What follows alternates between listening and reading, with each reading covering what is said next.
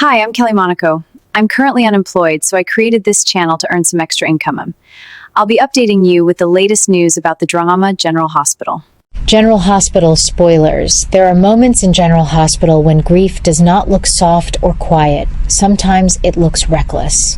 Sometimes it looks like a young boy trying to turn pain into purpose because standing still hurts too much. That is exactly what seems to be happening with Danny now. What makes this situation so emotional is not only that he misses Jason, but that he seems to be losing himself inside that heartbreak. Jason's absence has not simply left Danny sad. It has left him burning. He is carrying the kind of anger that feels too large for someone so young, and because he does not know where to put it, he begins to shape it into something dangerous.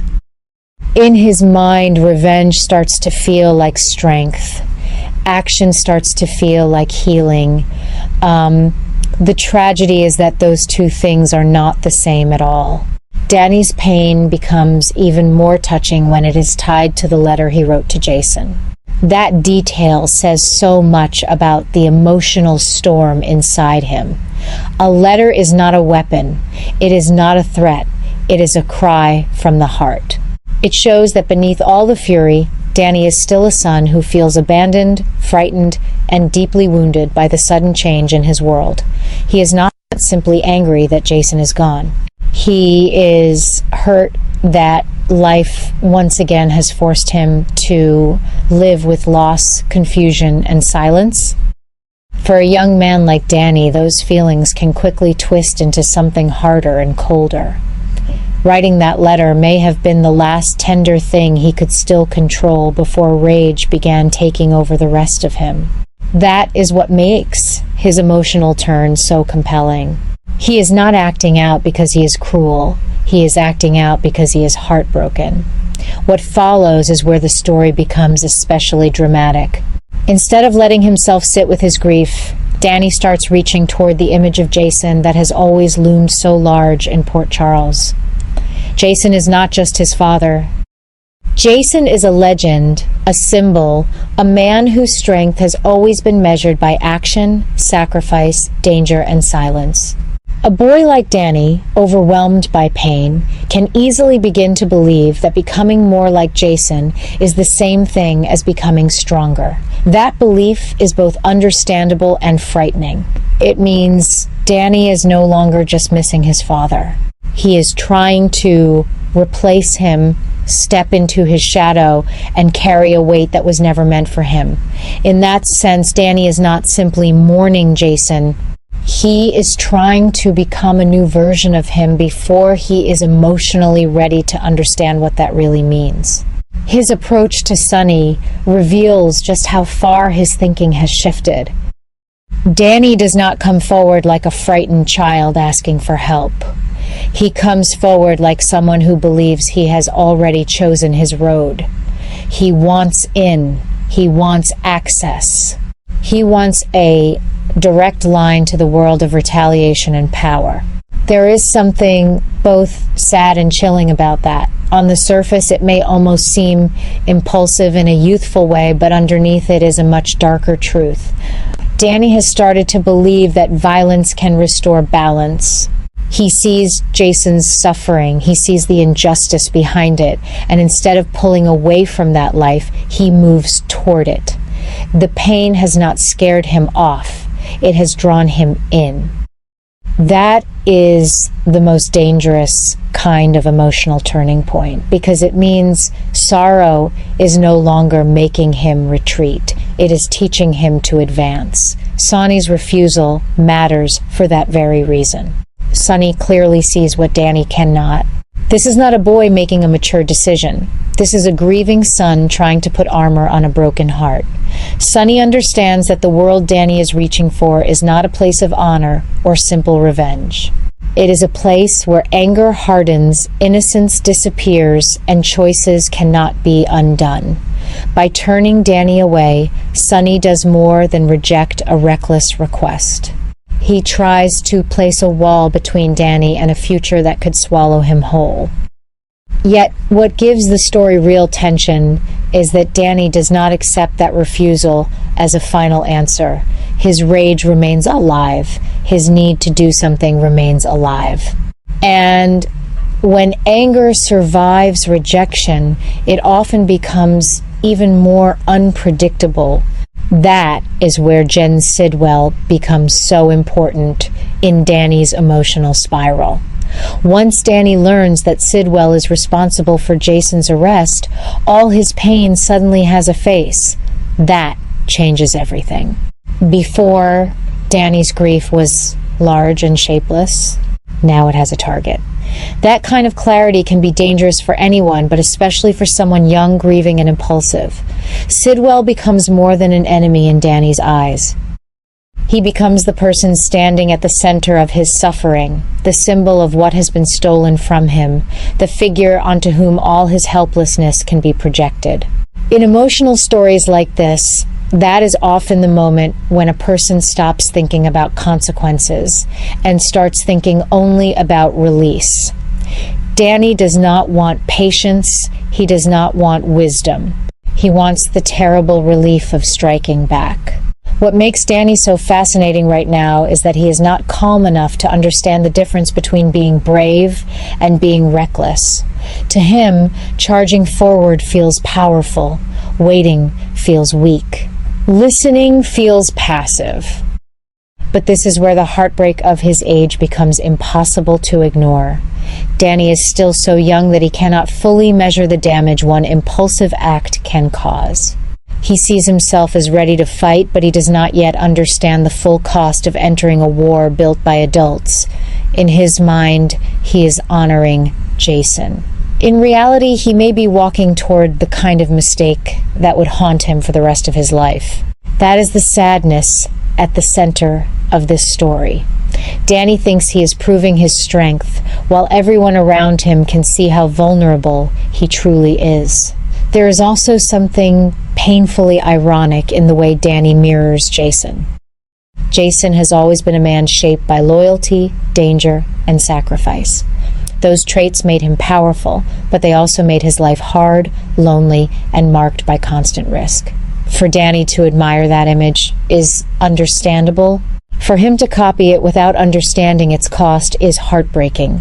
He seems drawn not to Jason's quiet wisdom as a father, but to Jason's reputation as a man who acts when others hesitate. That is what makes him feel like a possible new Jason in Port Charles. Not because he has earned that role, but because pain is pushing him toward it. He is reaching for the most dramatic version of strength he knows, and that choice says everything about how deeply shaken he truly is. The actor's reflection adds another layer to Danny's story. The idea that Danny sincerely wants to follow Jason's path makes emotional sense, because boys often idealize the parent they feel slipping away from them. Danny may not understand the reality of mob life, danger, or revenge, but he understands what Jason represents to him. Jason represents certainty. Jason represents fearlessness. Jason represents the power to do something in a world that feels painfully out of control. That is why Danny does not need a detailed plan. His rage itself becomes the plan. He only wants movement, impact, and the feeling that he is no longer powerless. In many ways, that is even more troubling than a carefully built scheme. A careful plan can be detected. Raw anger can explode anywhere. For longtime viewers, there is something especially emotional about seeing Danny drift this way because it touches on the old sadness that has followed this family for years. The memory of Sam hangs over everything, and that shadow makes Danny's choices feel even heavier. A son standing at the edge of a dangerous path, shaped by grief and driven by loss, feels like the kind of family tragedy Port Charles knows too well. It is not only about what Danny might do next. It is about what this says regarding the cycle of pain that keeps repeating itself. One generation suffers, and before the wounds can fully heal, the next generation begins carrying the same darkness in a new form. That is why Danny's anger feels bigger than one storyline. It feels like a warning. What may come next is what gives this plot its strongest dramatic pull. Danny is clearly not finished. Sonny's refusal has not cooled him down. Learning the truth about Sidwell has only sharpened his fury.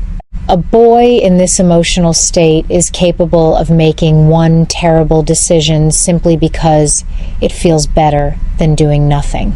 He may try to confront the wrong person. He may try to prove himself in a way that spirals beyond his control. He may believe he is stepping into Jason's shoes, only to discover that he is stepping into fear, danger, and regret. That possibility makes the story gripping, because viewers can see the cliff ahead even while Danny seems determined to walk straight toward it. At the heart of all this, Danny is not truly becoming Jason. He is becoming a wounded young man trying to survive emotions that are much too heavy for him to carry alone. That is why this storyline has so much power. It is not just about revenge. It is about grief wearing the mask of courage. It is about a son confusing imitation with connection. It is about the desperate hope that doing something drastic might somehow bring meaning to pain. For now, Danny may believe that vengeance is the only road left open to him. But the real emotional question is whether someone in Port Charles can reach him before anger turns one broken moment into a life-changing disaster. What makes Danny's situation even more fragile is the quiet isolation growing around him. Even when he is surrounded by people who care, there is a sense that he no longer feels understood. Grief has a way of closing doors inside the heart, and Danny seems to be standing behind one of those doors now. He believes he must carry this pain alone, and that belief pushes him further away from guidance and closer to impulsive decisions. The more others try to slow him down, the more he may interpret it as weakness or interference. This creates a dangerous distance between Danny and the people who could truly help him. Instead of leaning on support, he leans into anger, because anger feels clearer, louder, and easier to follow than the quiet, confusing weight of sorrow. There is also a growing tension between who Danny truly is and who he thinks he needs to become. Deep down, he is still a young boy shaped by love, loss, and vulnerability. But on the surface, he is trying to build a harder version of himself, one that does not hesitate, does not fear consequences, and does not look back. This internal conflict can slowly tear him apart. Every step he takes toward revenge pulls him further away from the part of himself that once trusted, cared, and believed in something gentler. That is what makes his transformation so emotionally intense. It is not just about becoming stronger. It is about losing pieces of himself along the way. And often, those pieces are the very things that could have saved him from making irreversible mistakes. As this story continues to unfold, there is a quiet sense that Danny is approaching a turning point that will define much more than just his next decision. He is standing at the edge of two very different paths, even if he cannot fully see them yet. One path leads deeper into anger, where every action demands another, and every mistake grows harder to undo. The other path requires him to face his pain without hiding behind revenge, which is far more difficult, but also far more healing. The tension lies in whether Danny will have the strength to stop himself before crossing a line he cannot return from. In a place like Port Charles, where emotions often drive destiny, that choice could shape not only his future, but the emotional balance of everyone who still believes he can find his way back. I'll be back at the General Hospital soon. We'll see each other again soon. Thank you for supporting my channel. Goodbye and see you again.